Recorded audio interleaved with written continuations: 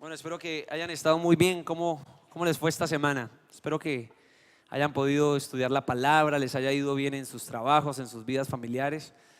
Y bueno, no estar desconectados de la Biblia es lo que nos hace estar pues en medio de la voluntad de Dios, de ese propósito de Dios. Voy a pedirle un favor ahí donde usted se encuentra. Incline su rostro al Señor por un momento, nada más acompáñenme en una oración, pidiéndole al Señor que hoy nos enseñe, que hoy nos hable. Sabemos que cuando se abre la Biblia se abre la boca de Dios, así que pida usted personalmente que sea hablando a su corazón. Padre, gracias te damos en el nombre de Jesús por lo que estás haciendo en nosotros.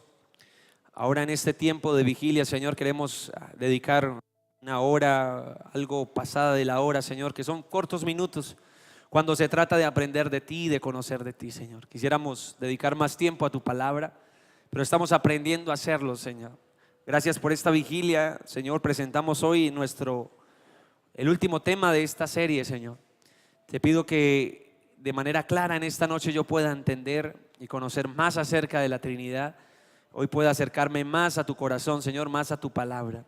En el nombre de Jesús te pedimos, Espíritu Santo, nos enseñes, nos corrijas y a través de tu palabra nos seas perfeccionando a la imagen de Cristo Jesús. Amén y amén. ¿Cuántos dan gloria al Señor? Bueno, entonces hoy vamos a tocar un último tema en secuencia a lo que ya hemos tocado. El título de este mensaje se titula La armonía de la Trinidad. Hoy vamos a llegar como a las grandes conclusiones que pudimos obtener a lo largo de estas vigilias.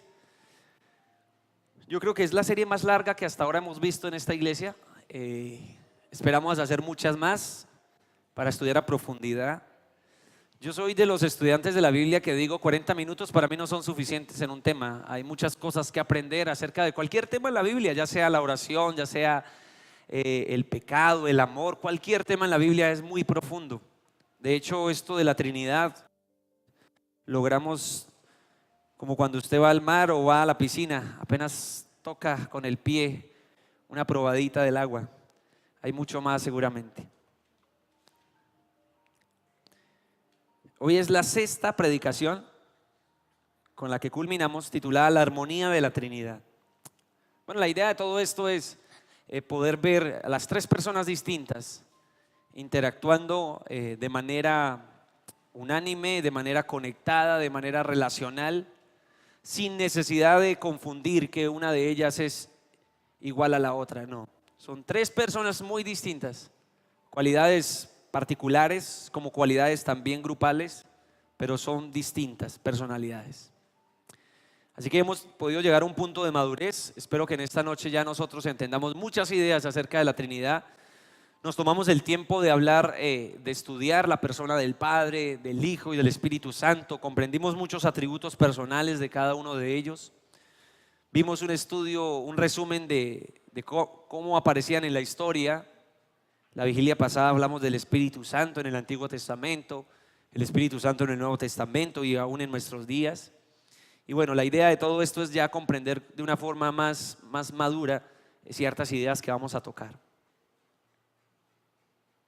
Voy a hablar de tres palabras antes de continuar con el mensaje, tres palabras que vamos a aclarar. Si quieres, apúntalas dividiendo el tablero en tres, por favor. Número uno es la palabra unidad. La palabra unidad aparece en la Biblia. Y me gustaría que miráramos este concepto de una forma más amplia para que pues no confundamos cuando la Biblia habla de uno o habla de unidad. La segunda palabra no aparece en la Biblia como literalmente, pero sí el concepto se ve reflejado en la Escritura. La palabra diversidad, diversidad.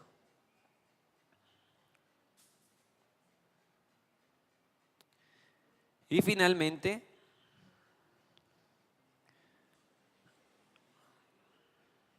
tranquilo, solo colocarlas ahí. Unidad, diversidad y finalmente la palabra armonía.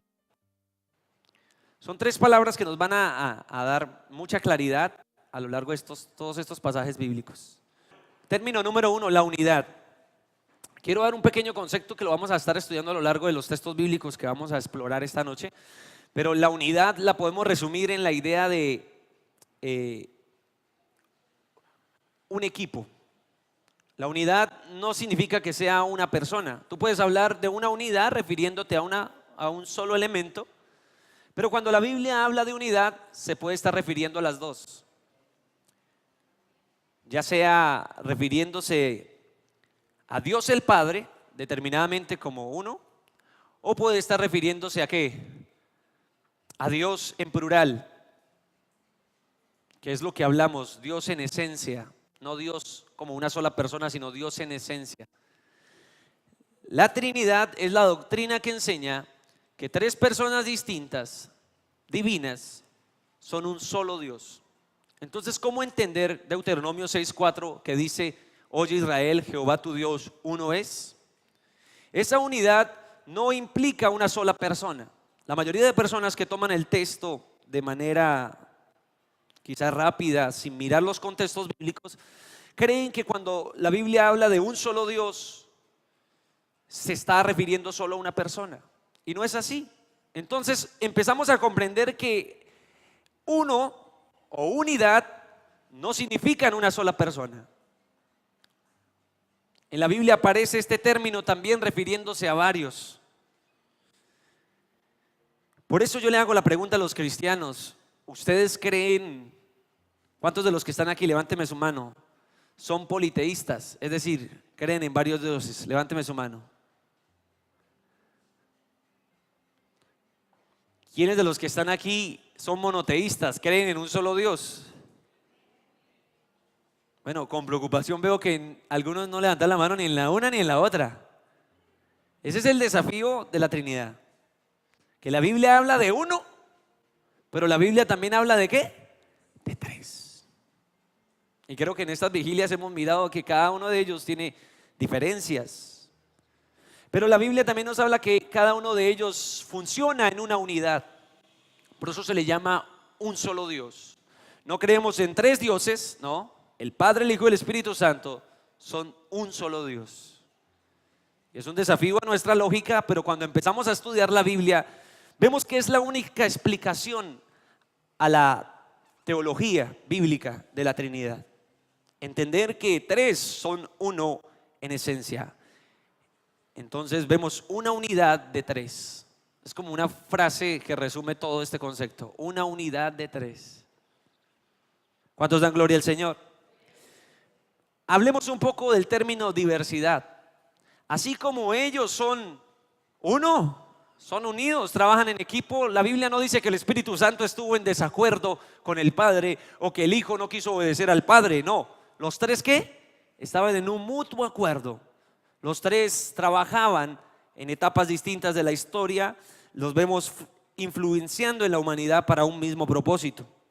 Y aunque ellos trabajaban como un equipo en unidad y trabajan en unidad, la Biblia también los presenta como diversos. Hay diversidad. En la Biblia hay diversidad en estas tres personas. Por ejemplo, vemos la oración de Jesús en Juan 17:21 diciendo, este versículo nos habla de la unidad. ¿Cómo entender que Dios el Padre y Dios el Hijo son un solo Dios, que son una unidad? ¿Cómo entender esto? Pasajes como San Juan 17, versículo 21, dice lo siguiente. Estos son palabras de Jesús: para que todos sean uno. Jesús está orando por sus discípulos y les dice: Señor, para que todos sean uno, diga conmigo, uno. Como tú, oh Padre, en mí y en ti, que también ellos sean uno con que el mundo crea que tú me enviaste. Observe esto. Cuando Jesús se refiere al término de unidad, no está hablando de una sola persona. Así como yo en ti y tú en mí. Por eso Pablo utilizó esta expresión de unidad al decir que ya no vivo yo, más vive ¿quién en mí? En mí. Fue la oración y fueron las palabras seleccionadas de Jesús para dirigirse al Padre. Yo te pido que ellos sean uno con nosotros. Juan 17:11 también es un versículo que nos habla un poco de esa unidad. Mismo en el 17, el verso 11, acompáñenme por favor. ¿Qué dice la escritura? Y ya no estoy en el mundo. Jesús había sido resucitado. mas estos están en el mundo. En otras palabras, Jesús dice, ya terminó mi ministerio aquí en la tierra, pero ellos se quedan, mis discípulos se quedan y yo voy a ti, dice el Padre. ¿Dónde se dirigía Jesús? Al Padre. Yo voy a ti, dice el Señor Jesús. Yo me dirijo a ti. Padre Santo, a los que me has dado, guárdalos en tu nombre. Miren la oración de Jesús. La intercesión de Jesús era por sus escogidos. A los que me has dado, guárdalos. Guárdalos en tu nombre para que sean uno, así como nosotros. No creo que haya en el capítulo 17 una palabra, una expresión más importante que la expresión uno. Unidad. Y esta unidad no se refiere a una sola persona. ¿Cuántos están comprendiendo en esta noche?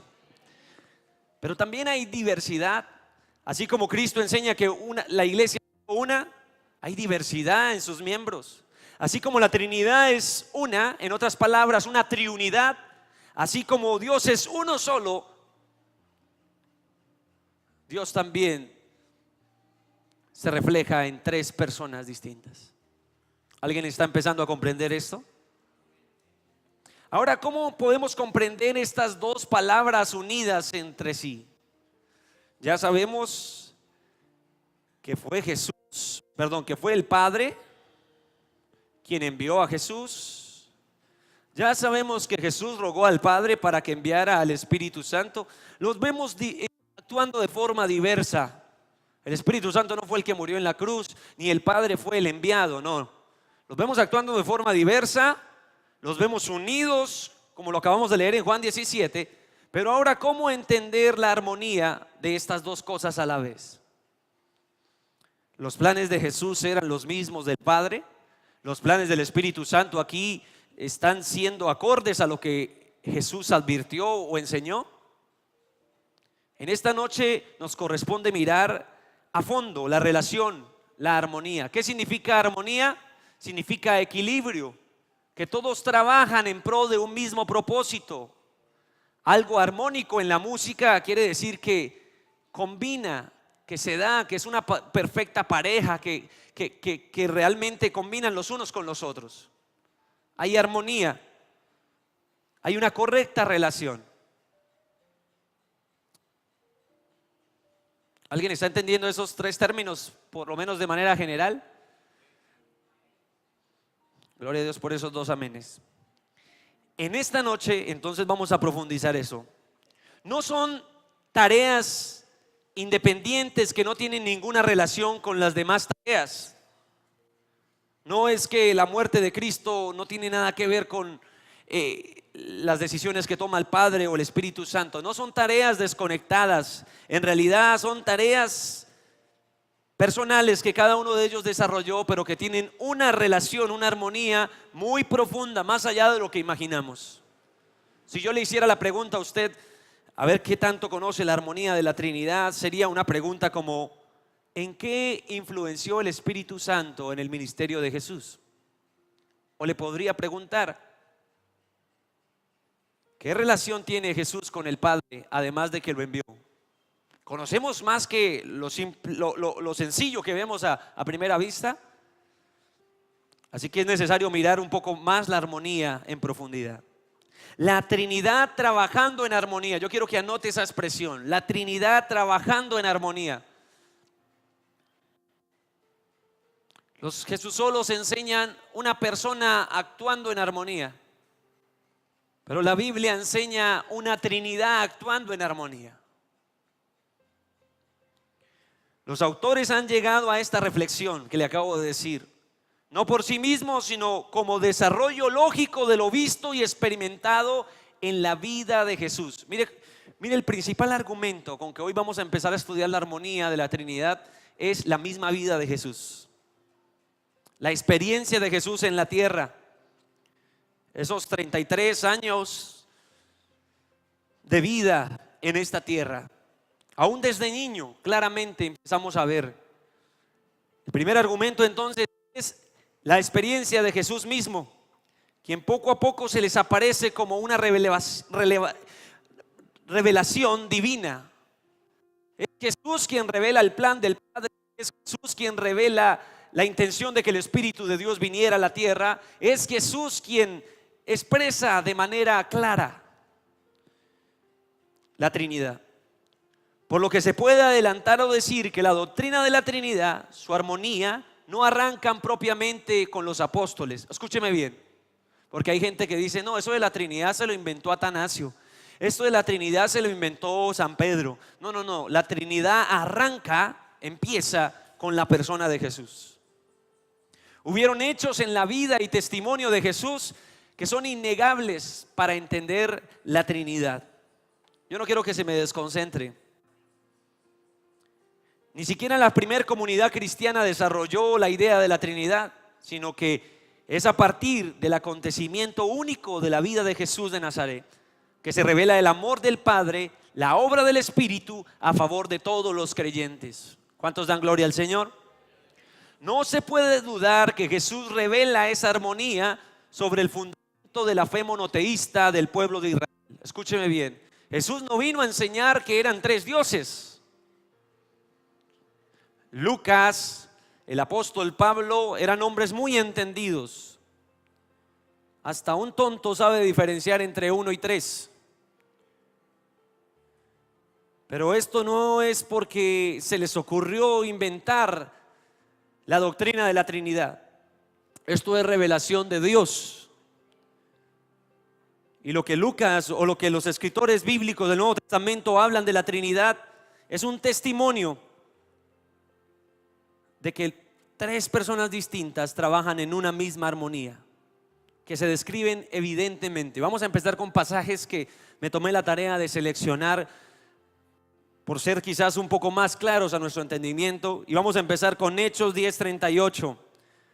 Ok, Pastor Andrés, ¿qué tan claro es esa armonía que usted menciona? ¿Qué tan claro es el trabajo de esos tres como si fueran uno en unidad? Hechos 10:38, vamos a leerlo.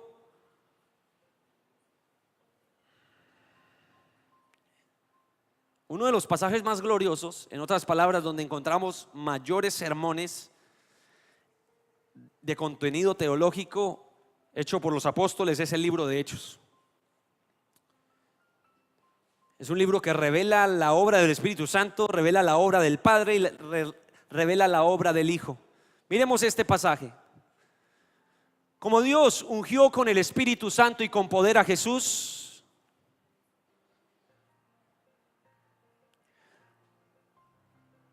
y como Jesús anduvo haciendo bienes y sanando a todos los oprimidos por el diablo, porque Dios estaba con él. El pasaje de Hechos, mencionando la palabra Dios, se refiere al Padre, así como Él ungió con el Espíritu Santo a Jesús. Empecemos con el pasaje de Hechos. Lea por favor el versículo y respóndame esta pregunta: ¿quién ungió a quién? Como Dios unge con el Espíritu Santo a Jesús de Nazaret, entonces coloquémosle ahí. Vamos a empezar a hacer estas frases. El Padre, estas frases. El Padre unge al Hijo con el Espíritu Santo. Le da el poder del Espíritu Santo. Recordemos que la naturaleza humana de Jesús en la tierra carecía del poder divino de Dios. Recuerde que Jesús renuncia ¿a qué? A todas sus comodidades como Dios.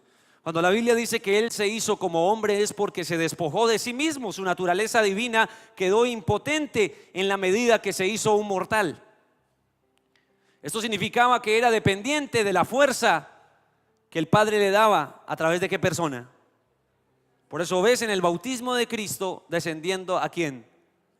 Por eso ves hasta en la resurrección, ves hasta que Jesús fuese levantado de entre los muertos por el poder del Padre a través de la obra del Espíritu.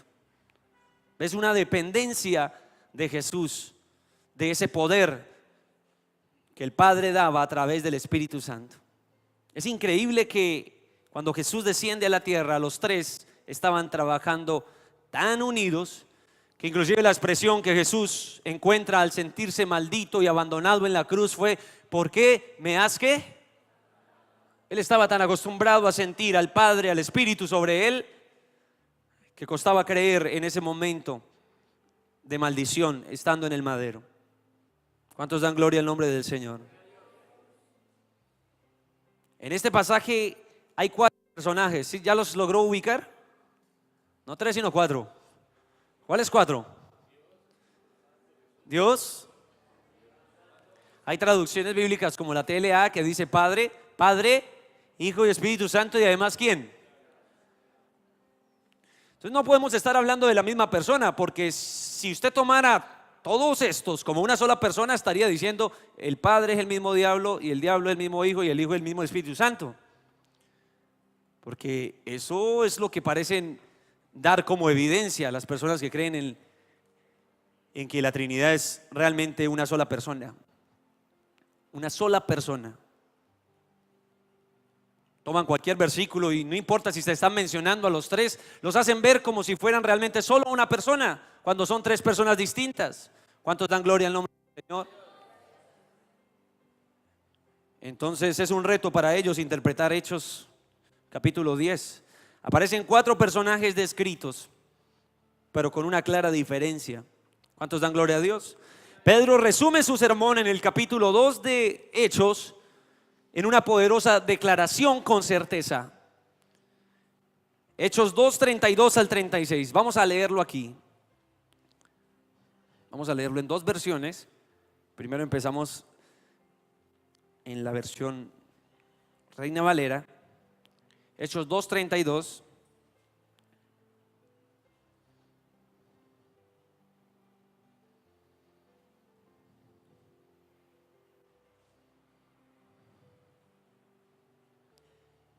¿Cuántos ya lo encontraron? Ok, vamos a leer Hechos 2:32. Pero vamos a leerlo hasta el 36 y quiero que nos detengamos, disfrutemos ese paseo durante estos versículos. A este Jesús, porque Pedro estaba predicando de Jesús. Cuando Pedro le dice a todos los que le estaban oyendo su sermón, en Hechos 2, más adelante le dice: bautícese en el nombre de Jesús. Era porque la gente que estaba en ese lugar, conocida del Padre, conocida del Espíritu de Jehová, pero no sabían mucho acerca de Jesús. A los judíos les costaba entender que el hijo de un carpintero, el Jesús de Nazaret, era el Mesías que por tanto tiempo estaban esperando. Así que Pedro habla de Jesús en su sermón y dice: a este Jesús resucitó Dios, de lo cual todos nosotros somos testigos. Hay algo que sabían los apóstoles, Pedro lo deja claro: yo soy testigo de que el Padre, de que Dios resucitó a Cristo. Verso siguiente. Así que exaltado por la diestra de ¿quién? Y habiendo recibido del Padre la promesa del Espíritu Santo. ¿Recuerdan el pasaje anterior? Que el Padre unge con el Espíritu Santo a Jesús. Pedro lo ratifica en su sermón y dice: habiendo recibido del Padre la promesa del Espíritu Santo, ha derramado esto que vosotros veis y oís. ¿Cuántos han leído Hechos 2? El derramamiento del Espíritu. Pues Pedro le predica a toda esa gente que estaba en un desacierto. ¿Qué es lo que está pasando aquí? ¿Por qué tanto poder? ¿Por qué la gente habla en lenguas extrañas siendo judíos locales? Y Pedro les dice: lo que están viendo y lo que están evidenciando es la obra y el poder del Espíritu Santo. Pero Pedro no escoge otra manera más clara de hablarlo y predicarlo, sino describiendo la armonía de la Trinidad. Leámoslo de nuevo. Así que exaltado por la diestra de Dios, ese Jesús, habiendo recibido del Padre la promesa del Espíritu Santo, ha derramado esto que vosotros veis y oís. Verso siguiente.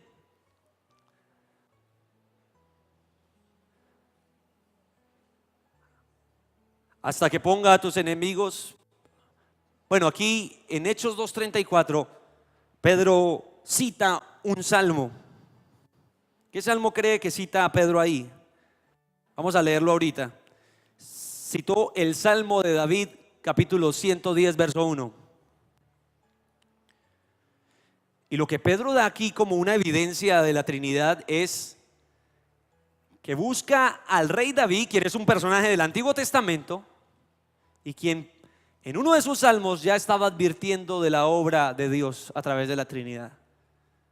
Entendamos esto. Dice Pedro, porque David no subió a los cielos, ni David, el escogido de Dios, pudo resucitar. David no fue el que subió a los cielos, pero él mismo dice, David dice, el Señor, dijo el Señor a mi Señor. Mucho cuidado aquí. Dijo el Señor, ¿a quién? A mi Señor. El Padre es Señor, el Hijo es Señor. La palabra Señor en tiempos antiguos, no ahorita. Señor, usted le dice al vecino, oiga Señor, no. La palabra Señor en la cultura judía tiene un rango de autoridad único. Señor solo se le llamaba a quién era dueño o amo de alguien, o quien era gobernante. Porque David no fue el que subió a los cielos, pero él mismo dice, dijo el Señor a mi Señor, siéntate a mi diestra. ¿Qué dice el Nuevo Testamento de quién se sentó a la diestra del Padre? El Hijo. ¿Cuántos dan gloria a Dios? Verso 35. Siéntate a mi diestra hasta que ponga a tus enemigos por estrado de tus pies. Verso 36 para terminar. Mire la afirmación de Pedro. Lo dice con tanta certeza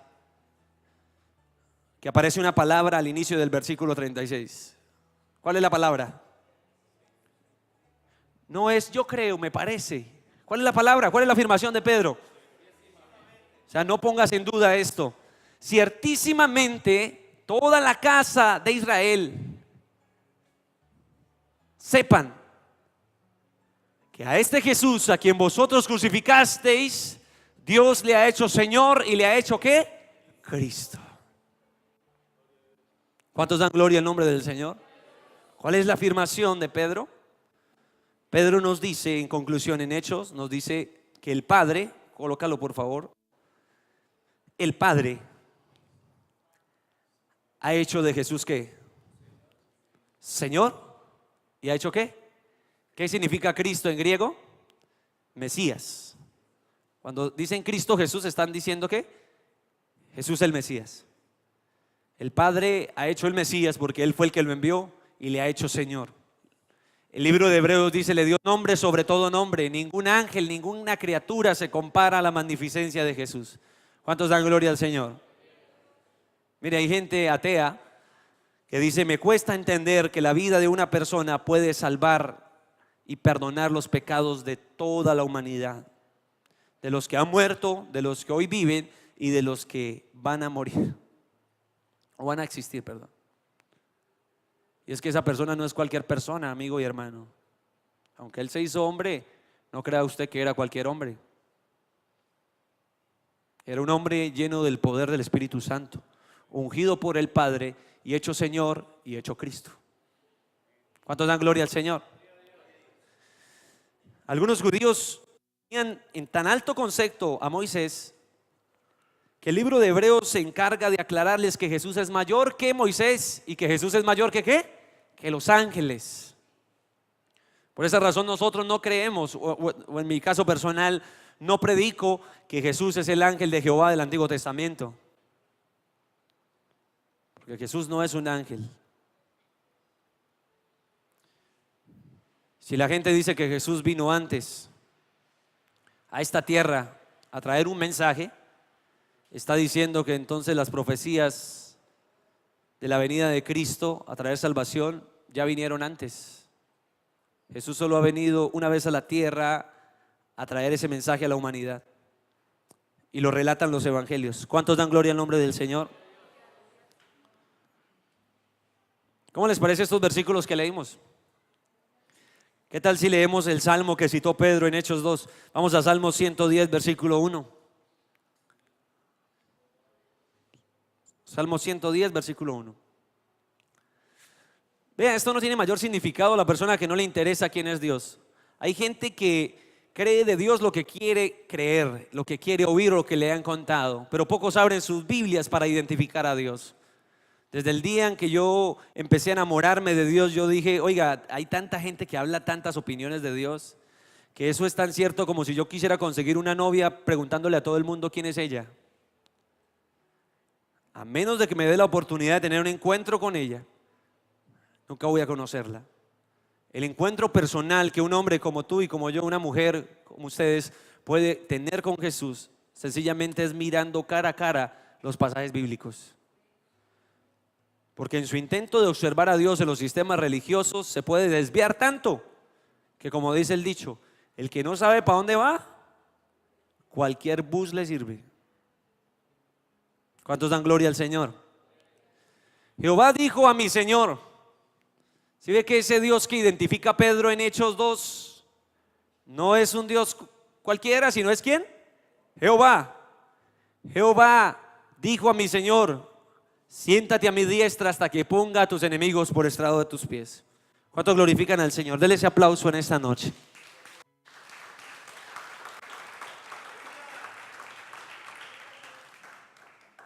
De todas maneras, vamos a leerlo en una versión actual.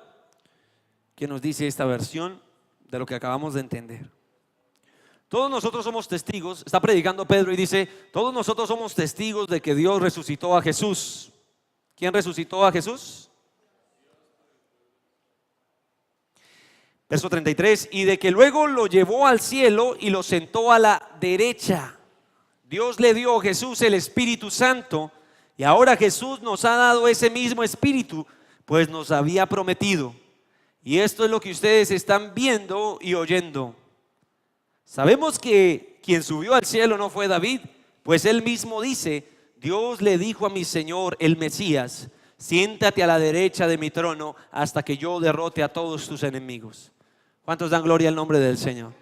Yo quiero que empiece a tomar mayor claridad la forma en que estamos interpretando estos capítulos. Comprender la armonía de la Trinidad no es un descubrimiento especulativo, sino que la vida de Jesús de Nazaret es una fuente de revelación de la persona del Padre, como también de un encuentro con la persona del Espíritu Santo. Pedro no encontró un mejor ejemplo que describir lo que Dios hizo con Jesús y lo que el Espíritu Santo hace como una promesa traída por la petición de Jesús. ¿Cuántos dan gloria al Señor? La presentación que Jesús hizo de Dios como, bueno, vamos a otro argumento. Ya nos detuvimos en la experiencia de Jesús. Aquí vemos una armonía tremenda, porque yo no veo a un Cristo resucitado sin la ayuda de ¿quién? De Dios a través del poder del Espíritu Santo. Yo no veo a un Cristo haciendo milagros y prodigios sin haber sido ungido por el Padre para hacer ese tipo de señales. Yo no veo que los tres realmente no estén en armonía. Tú los encuentras unidos de manera profunda. Se ve claramente. Pero hay otro argumento: la presentación que Jesús hizo de Dios cuando se refirió al Padre con la palabra o la expresión aramea Abba, Padre. Quiero que por favor lo apunte en su agenda. Suelen argumentar los unitarios que Padre es un nombre. Y yo le digo a estas personas: Padre no es un nombre ni en el idioma arameo ni hebreo, ni mucho menos en el español.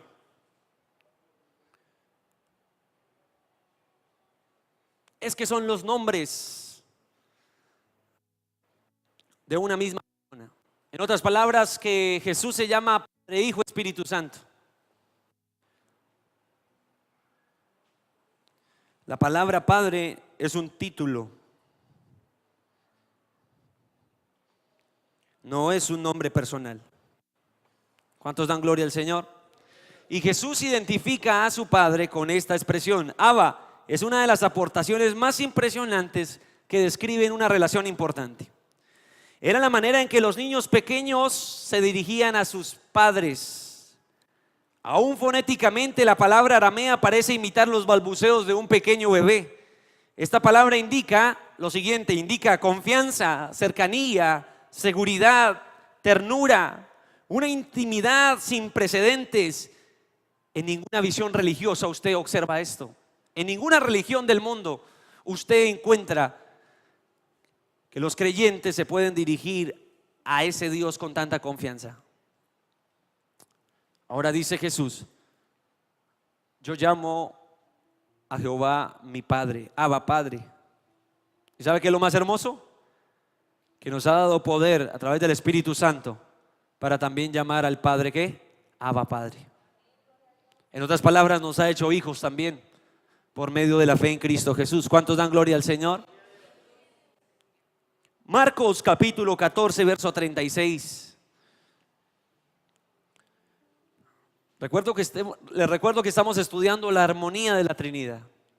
En primer lugar vimos la vida y la experiencia de Jesús en persona. Ahora estamos viendo las expresiones que Jesús utilizó para dirigirse al Padre. La palabra Padre, como en la cultura judía un bebé se dirigía a su padre. Marcos 14:36, ¿qué dice, por favor? Marcos 14:36, están en el 12. Ya. Y decía, Abba Padre, todas las cosas son posibles para ti. Aparta de mí esta copa. Levánteme la mano quienes de los que están en este lugar han pasado por una amenaza de muerte. Levánteme su mano en alguna oportunidad de su vida, una amenaza de muerte. Mi pregunta para usted es, ¿cómo se sintió cuando estaba bajo esa amenaza? ¿Relajado? ¿Daba papaya, como dicen por ahí? ¿Cómo se siente una persona que está bajo amenaza de muerte?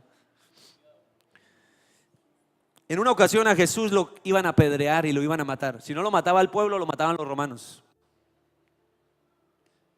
Y Jesús lo sabía. Y cuando se acerca la hora de su muerte, Jesús no encontró otro consuelo que dirigirse en oración. ¿A quién? Ahí en el huerto de Getsemaní le utiliza esta expresión, decía, Abba Padre, todas las cosas son posibles para ti, aparta de mí esta copa. ¿Cómo puede un unitario entender que Jesús ora al Padre de esta manera? Muchos unitarios afirman de que se estaba hablando del mismo. Utilizan una metafísica barata para tratar de explicar este texto bíblico. Pero no hay una metafísica ni espiritualidad ahí. Hay claridad en la expresión, Abba Padre, todas las cosas son posibles para ti, no para mí. Él le dice que aparta de mí esta copa, mas no sé lo que yo quiero, mas no lo que yo quiero, sino lo que tú. Jesús da una fuerte evidencia y dice, ¿cuántas voluntades usted ve en ese versículo? No lo que yo, sino lo que ¿qué? Tú. Hay dos voluntades distintas, hay dos personalidades distintas, pero también hay una relación. Jesús no quiere seguir su camino a menos que siga en su idea de que el Mesías, el Cordero de Dios, el Cordero del Padre, sea entregado por sacrificio. ¿Cuántos dan gloria al nombre del Señor? Vamos a Lucas 23:46.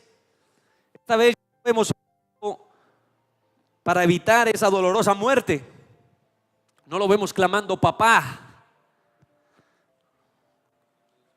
sino que ahora en sus últimos suspiros de vida, estando colgado en el madero, Jesús utiliza esa expresión.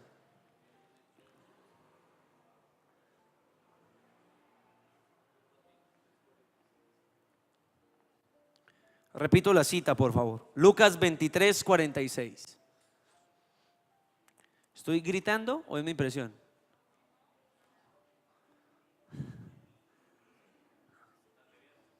No, a mí no me gusta gritar casi. Lo que pasa es que yo le explico este tema así como, Espíritu Santo. Me duerme. No quiero que me duerma en esta vigilia. Si levanto el tono, haga así.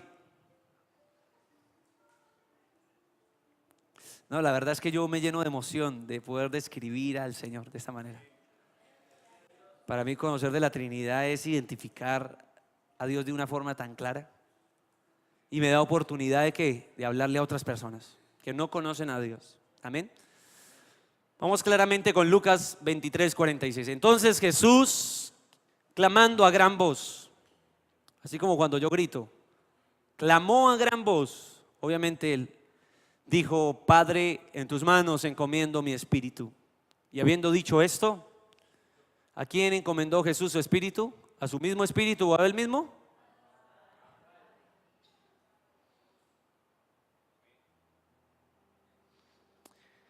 Jesús dirige en su oración nuevamente esta expresión: Padre, en tus manos.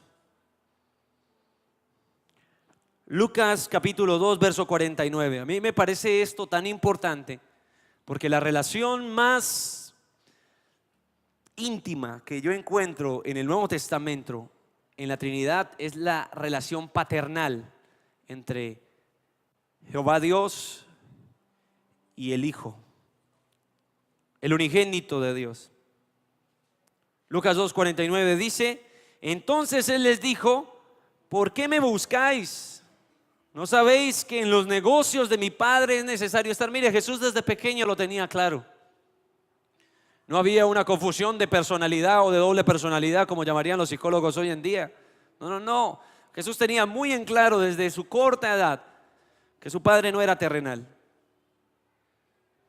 Él sabía que José nada más era un hombre escogido para haber protegido a María en su estado de ¿qué?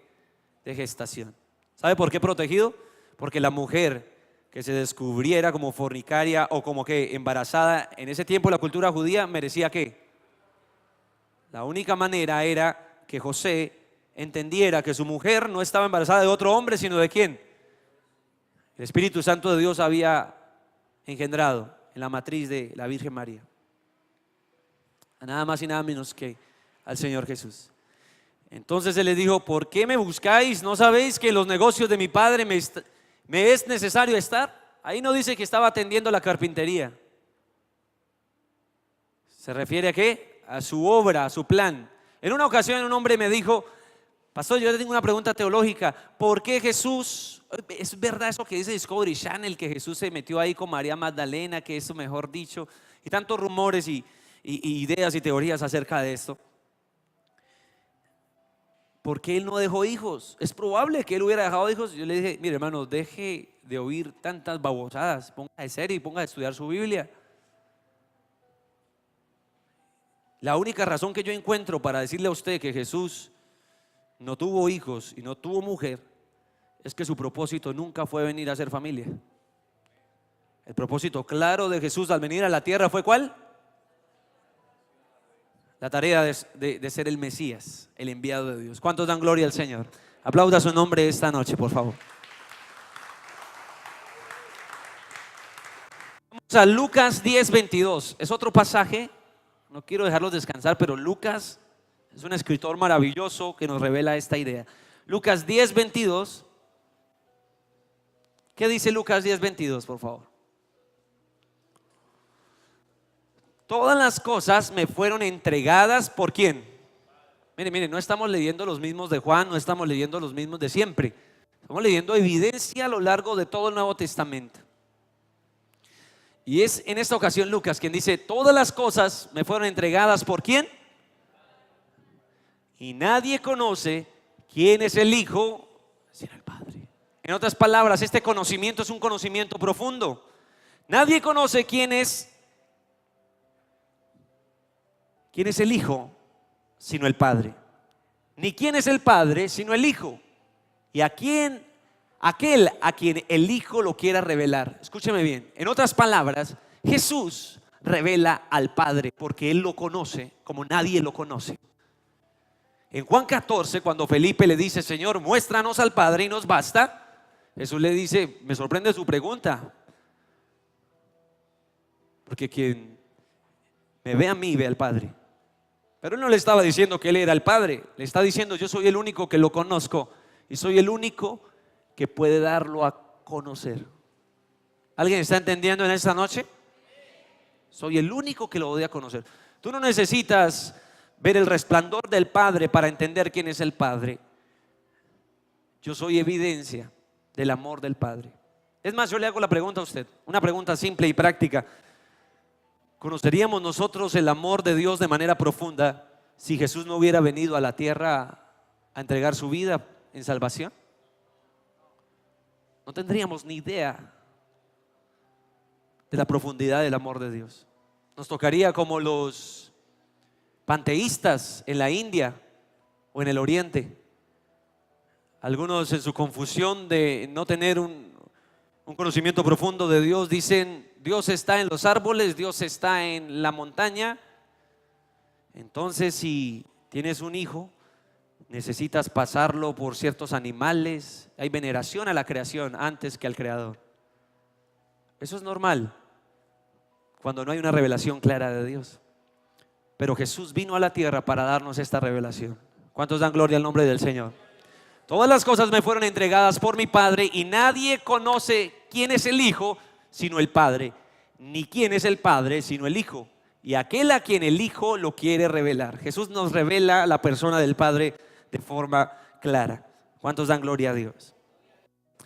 Fijámonos a Lucas 22, 29. Sigue escribiendo Lucas.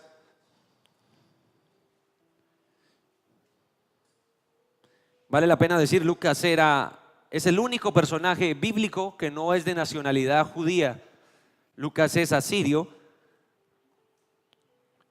Los apóstoles pudieron ganarlo en sus viajes misioneros. Lucas 22, 29. Y es este escritor quien dice y reescribe en el Evangelio: yo pues os asigno un reino como mi Padre me lo asignó a mí. Jesús nos entrega algo que le fue entregado a Él. ¿Cuántos dan gloria al Señor? Por último, Mateo 5, 16. Esto es una relación muy profunda. Ya vamos con el Espíritu Santo, no crea que lo dejamos ahí en pausa, ya vamos con Él. Mateo 5, 16 dice aquí: Jesús, no solo Él es llamado el Hijo, sino que nos da también la oportunidad, la potestad de ser llamados, ¿qué? Hijos también. Yo le hago la pregunta a usted. A ver, estamos hablando de una Biblia que se escribe en el Medio Oriente. Estamos hablando de un Dios judeocristiano. Algunas personas han dicho: ¿qué tiene que ver un Dios judeocristiano con un colombiano? ¿Cómo puedo estar seguro que lo que leo en la Biblia me afecta a mí como persona y como individuo? ¿Cómo puedo estar seguro que esas promesas que Dios le dio a todos esos personajes que los pastores predican, Abraham, Isaac y Jacob, me afectan a mí y a mi familia? ¿Cómo puedo estar seguro que hay parte para mí y no solo para ellos? Y la única manera que usted puede comprender esto es acercándose al Nuevo Testamento, donde por medio de la fe en Cristo, no solo los que son judíos, sino también los gentiles, los de otras nacionalidades, aquellos que creen en el nombre de Jesús, no solo son salvos, sino que reciben la adopción, reciben el Espíritu de Dios, quien les da adopción, les da testimonio de que somos verdaderos hijos de Dios. Entonces, yo no soy un hijo de Dios porque vi morir a Jesús en la cruz. Yo soy hijo de Dios porque creo que Él murió en la cruz por mis pecados. Yo soy hijo de Dios porque acepté a Jesús como mi Salvador. No porque yo lo escogí, sino porque Él me escogió a mí primero. Entendamos esto: no estamos aquí porque usted tomó buenas decisiones. Usted está aquí porque Él ha tenido gracia y misericordia de usted. ¿Cuántos dan gloria al Señor?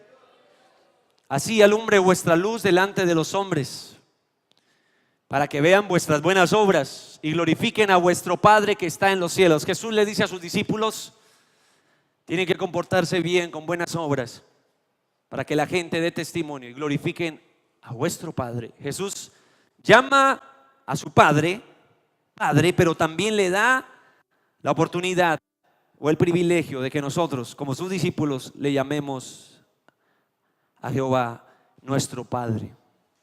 ¿Cuántos dan gloria al Señor? Yo era tan picado con el hecho de que mi papá era policía, que para mí siempre ha sido un orgullo decir que mi papá es mi papá. En mi caso personal le voy a contar una estrellada que yo me metí hace mucho tiempo.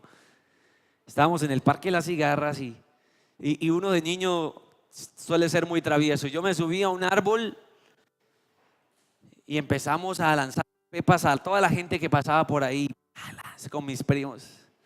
De repente, en un momento, yo vi que mis primos empezaron, me abandonaron el barco, se fueron de una vez y vinieron unos bachilleres, unos policías. Y llegan y me dicen, muy bonito, ya lo pillamos, váyase de ahí, chino.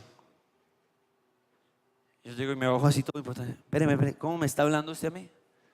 ¿Usted sabe quién soy yo? Yo soy el hijo del agente Cuevas. Llame por el radio, chino, y pregunte quién es. Yo todo picado. Me metí una estrellada ese día. Menos mal que mis papás por ahí estaban cerca y pudieron hacer algo. Pero yo he estado muy orgulloso de mi papá. Ahora, si le puede llenar de orgullo a un joven como yo saber que soy hijo de mi papá, ¿cuánto más lo que acabamos de leer en la Escritura? Tenemos un padre por excelencia. No sé, pero uno de niño siempre confrontaba a los amigos. Mi papá tiene esto, mi papá me va a comprar esto, y yo tengo esto, y uno se mofaba y eran discusiones de largas horas. Todavía las veo yo ahí en la escuela dominical. Y el papá ahí con el sueldo mínimo ahí haciendo, en fin.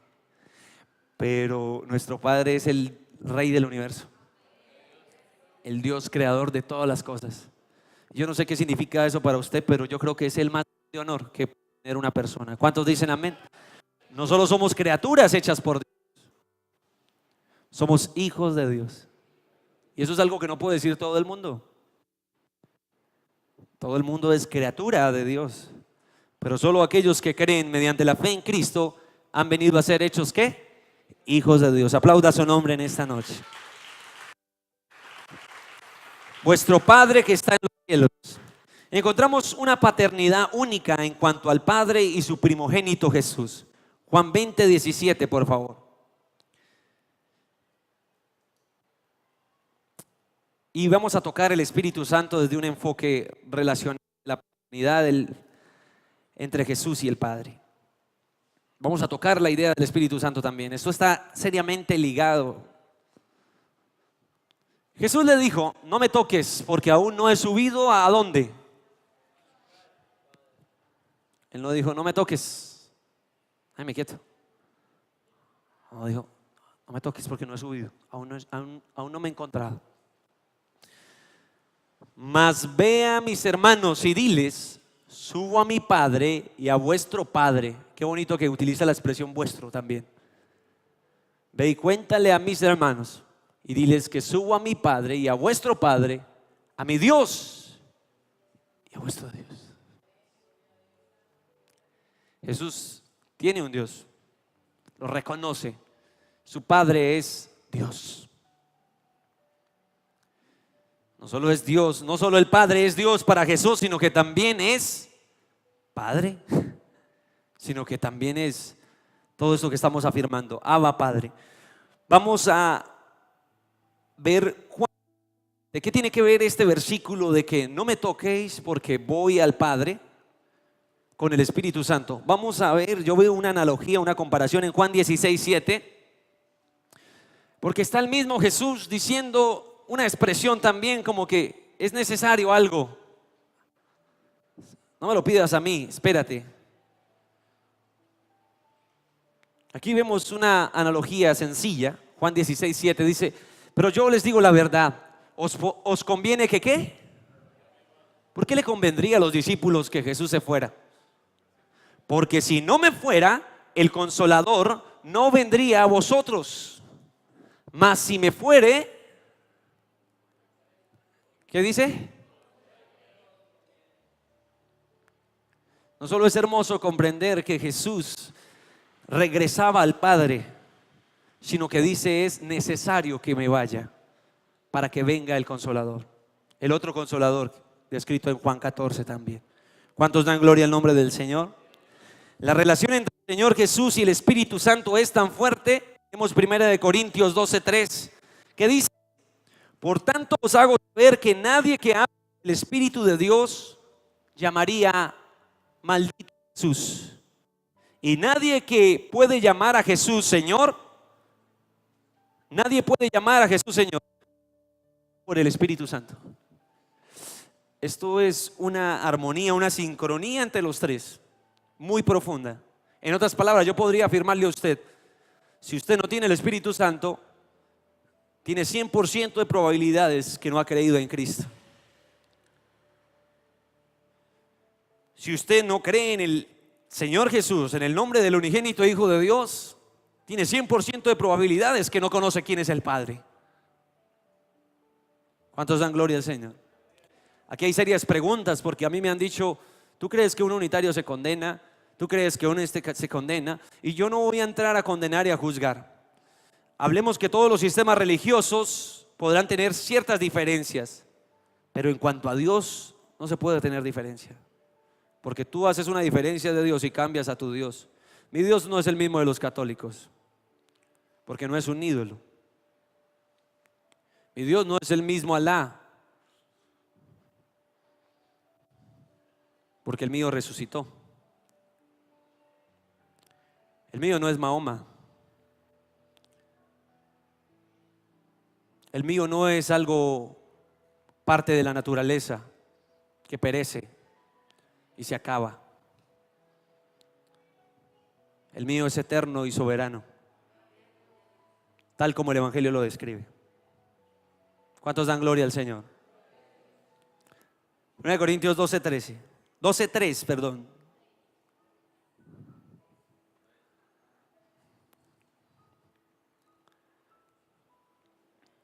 Por tanto os hago saber que nadie que habla por el Espíritu de Dios llama ¿qué?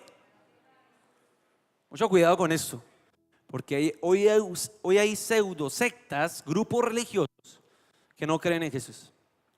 De hecho, yo les contaba el testimonio el viernes pasado. Fui a visitar a unos hermanos en una vereda, y cuando llegué estaba el hijo mayor de ellos ahí, y había una testiga de Jehová y dándole cátedra al pobre chino. Yo dije: uy, Señor, me provocaba grabarles un videito y enviárselo a las profesoras de escuela dominical para que vean: mira, los chinos les están dando, debería estar el pelado evangelizándolas. Y ahí tuve la oportunidad de hablar con ellos, y escuchando entre sus palabras y su intento de evangelización, escuchaba una expresión que me causó mucho asombro, porque ella dijo: Jesús no es Dios. Luego llegó el pastor de ellos y dijo: Jesús no es Dios. Y dijo: si no es Dios, ¿qué es? Decime. Si Él se hizo hombre, pero si es solo hombre, entonces no sería Dios. Y si es solo hombre, ¿cómo pudo ir a la eternidad? ¿Por qué la Biblia lo describe como divino? ¿Cuántos dan gloria al nombre del Señor? Entonces hay grupos que presentan la Trinidad de una forma desfigurada. Tenga mucho cuidado frente a esto. Si no tenemos estas posiciones claras, ¿qué va a pasar? Nos van a mover muy fácilmente. 1 Corintios 12:3 dice: nadie que hable por el Espíritu de Dios llama anatema a Jesús, y nadie puede llamar a Jesús Señor si no es por el Espíritu Santo. O sea, si no lo tiene. Tenga mucho cuidado, porque la Biblia dice: el que cree en el nombre del Señor Jesús. Hay gente que dice: no, yo creo que existe Jesús. Y no es un creer de aceptar existencia, sino es un creer de ¿qué? De corazón, que puede confesar a Jesús. Es un creer de tener al Espíritu Santo, estar convencido de que solo a través de Jesús hay salvación. ¿Cuántos dicen amén? No es el creer que el diablo le hace creer a la gente. Hay gente confiada: no, yo no me pierdo, porque Juan dice que, el escritor de Juan dice que todo aquel que cree en el unigénito Hijo de Dios tiene vida eterna. Yo no me pierdo porque yo acepto que Él existe. Escúcheme bien, no se confunda de que creer es un término tan básico y tan simple. Creer tiene su profundidad, y eso significa llenarse del Espíritu Santo y confiar plenamente en la persona de Jesús como su salvación. Aplauda su nombre en esta noche.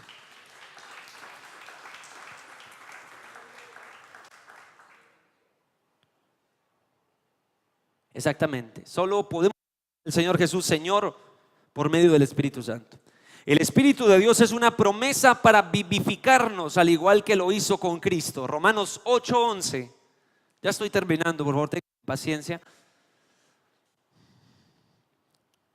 La verdad, le estamos echando ganas, dirían por ahí en otra parte.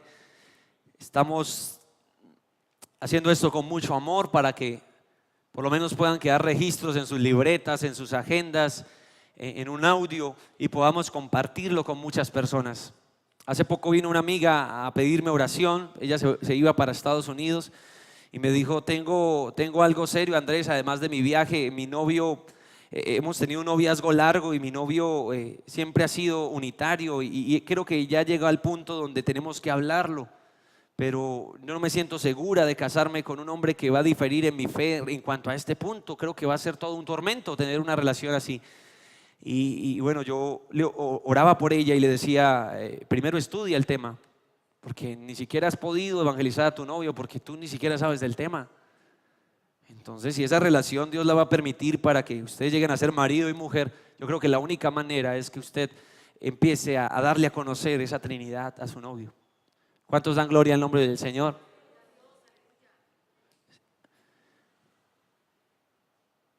Romanos 8:11. Espíritu de aquel que levantó de los muertos a Jesús mora en vosotros. Está hablando de Dios el Padre. El espíritu de aquel que levantó de los muertos. Fue el Padre quien levanta a Jesús de los muertos mediante el Espíritu. Pero mire lo que dice: si el espíritu de aquel que levantó de los muertos a Jesús mora en vosotros, el que levantó de los muertos a Cristo Jesús también los hará vivir a ustedes, también vuestros cuerpos mortales. ¿Por medio de quién? Por su Espíritu que mora en vosotros. Esto es lo maravilloso de entender la Trinidad. Estamos podridos en pecado. Suelo salir a evangelizar y una de mis maneras de evangelizar es preguntarle a la gente. A veces entro con un tema muy amable que no tiene nada que ver con la Biblia y llegamos a un punto donde yo le digo, bueno, quisiera hacerle una pregunta para saber qué tan inteligente es usted. Estoy haciendo una encuesta aquí en el sector, en el barrio, y con sencillas preguntas usted puedo mirar su nivel de inteligencia. ¿Le gustaría ayudarme y participar? Sí, claro, dígame. A veces llevo una tarjeta azul y una tarjeta roja y de un tamaño diferente y le digo, ¿tiene el mismo tamaño o no? No, no tiene el mismo tamaño. Uy, no, le fue bien, muy bien. Pero la segunda pregunta es interesante. La segunda pregunta es, ¿cree usted que es una persona buena? Y en general la mayoría de personas dicen, sí, yo creo que soy bueno. Bueno, si usted fuera al cielo hoy y Dios le dijera, dame una razón, solo una, para dejarte entrar a mi cielo, ¿cuál sería lo que usted le diría, Señor? No, yo no creo en el cielo. Bueno, pero si existiera el cielo, ¿qué le diría? No, pues que he sido un buen hijo, un buen padre, no le he hecho mal a nadie. Bueno, ahora la pregunta es, de acuerdo a los mandamientos que la Biblia habla, ¿usted se considera una persona buena? Y la persona sigue insistiendo, sí, soy bueno. Hagamos una prueba, Señor. Miremos los 10 mandamientos. ¿Se saben los 10 mandamientos? Sí, algunos. Bueno, empecemos.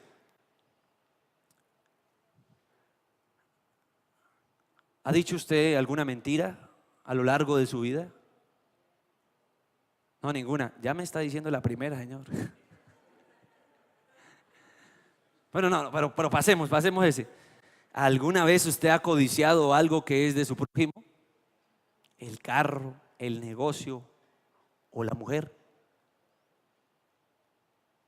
Sí, a veces. Bueno, pasemos la página. Miremos otro mandamiento. ¿Alguna vez usted ha jurado, ha tomado el nombre de Dios en vano? Uy, sí, a veces. Cuando dice para yo no sé qué, ni yo no sé. Bueno, padres. Hermano, yo no voy a seguir la lista, la verdad. ¿Sabe por qué? Porque tanto usted como yo hemos transgredido la ley de Dios, hemos pecado. En otras palabras, somos culpables. ¿Cuántos delitos necesita usted para irse a la cárcel? No delitos escarcelables, hablemos de delitos. La Biblia no da ningún delito escarcelable. Todos tienen la misma paga, la muerte. Entonces, ¿cuántos necesita para irse a la condenación? Uno solo. En este contexto de probabilidades, amigo, esto nos deja en un problema serio. Estamos perdidos y podridos en pecado. Iríamos al infierno, según la Biblia. Si es que la Biblia llega a ser cierta, ¿no, amigo? A veces le hablo así como ateo. Pero supongamos que usted es culpable en el tribunal y de repente llega un abogado que dice yo pago la fianza. Es más, yo tomo el lugar de él en la cárcel para que él quede libre. ¿Le gustaría recibir la ayuda de un abogado así? ¿Cierto que uno no lo piensa? Ese abogado se llama Jesús. Solo a través de Cristo, el Padre, que es justo, puede verte justificado. Porque el Padre jamás va a tomar por inocente al culpable. Escúcheme bien. Él juzgará las obras, los pensamientos, las ideas, las decisiones de todos. Él no tomaría a nadie que fuere culpable como inocente. Pero cuando Él mira a tu vida y ve a su hijo, ¿cómo es su hijo? La Biblia dice un cordero sin mancha. Jesús se hizo maldito, pero no pecó. Él no llevó nuestro pecado por experiencia. A Él nunca lo vimos yendo por allá a los burdeles, yendo por allá. No. Siempre fue obediente al Padre. Fue en la cruz donde cargó nuestro peso. ¿Le gustaría, amigo, hacer una oración para recibir a ese abogado, a ese Salvador? Y oramos y lo invito a la iglesia. Pero si la gente no empieza a mirar la Biblia, nunca va a saber su estado verdadero y nunca va a conocer a Dios. ¿Cuántos dan gloria al nombre del Señor? El espíritu de aquel que levantó a Jesús de los muertos también vivificará vuestros cuerpos mortales por su espíritu que mora en vosotros. Yo quiero darle un consejo, no solo a los inconversos, como el que acabé de citarle, sino un consejo ya a los creyentes. Porque mi tarea en este lugar no es simplemente alcanzar a los inconversos, sino edificar a los que ya son salvos. Haga morir lo terrenal, haga morir lo malo, lo que hoy lo desaprueba delante de los ojos de Dios. Haga morir con la ayuda y la influencia, el poder del Espíritu Santo. Levántese cada día y dígale: Espíritu Santo, necesito que gobiernes hoy mi vida. Hoy yo no me quiero dejar controlar por la ira que siempre me gobierna, por estas cosas que no agradan a Dios, sino hoy gobierna mi vida. Que el fruto de tu Espíritu esté sobre mí.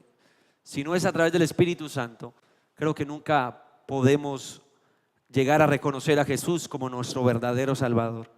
¿Cuántos dan gloria al Señor? Juan 14, 16. Voy a leer este pasaje. Yo rogaré al Padre y Él os dará otro consolador para que esté con vosotros para siempre. Es evidente que cuando Jesús habla de otro consolador, hace referencia a quién, a alguien distinto a Cristo, otro consolador. ¿Cuántos dan gloria al Señor? Es decir, no otro, sino otra persona que tiene cualidades que expresan una personalidad distinta, con ciertas cualidades que el Cristo mismo describe del Espíritu Santo. Vamos a Juan 17, 4 al 7, por favor. Le prometo que voy a terminar con ese capítulo. Juan 17, 4. Observe la oración de Jesús. Esta oración es poderosa. Este capítulo me encanta. Yo te he glorificado en la tierra. Jesús está hablando con el Padre. Yo te he glorificado en la tierra. He acabado la obra que me diste que hiciese. Versículo 5. Ahora pues, Padre, glorifícame tú al lado tuyo, con aquella gloria que tuve contigo antes que el mundo fuese. Escúcheme bien. Jesús no es criatura. Jesús es Dios. Siempre ha existido. ¿Qué significa que sea Dios? Que no lo rigen las leyes temporales, las leyes materiales de este mundo. Él es Dios. Como aquella gloria que tuve contigo antes de que el mundo fuese. Verso 6. He manifestado tu nombre a los hombres que del mundo me diste. Mire esa expresión, he manifestado. ¿Qué quiere decir manifestar? Dar a conocer. Yo he dado a conocer tu nombre, Señor, a los hombres que del mundo me diste. ¿Recuerdan por qué a Jesús le llaman Emmanuel? ¿Qué significa? Es Jesús quien da a conocer la esencia de la Trinidad, tanto al Padre como al Espíritu Santo. Y dice: he manifestado tu nombre a los hombres que del mundo me diste. Tuyos eran, y me los diste, y han guardado tu palabra. ¿Cuántos se sienten parte de ese grupo? Lea la última frase. Y han guardado tu palabra. Vamos hasta el verso 7, por favor. Ahora todas las cosas que me has dado proceden ¿de dónde? ¿De mí mismo? Proceden de ti. Terminemos en el mismo capítulo con el verso 25. Padre justo, el mundo no te ha conocido, pero yo te he conocido, y estos han conocido que tú me enviaste. Coloquémonos de pie, por favor. Vamos a darle gracias a Dios por esta noche.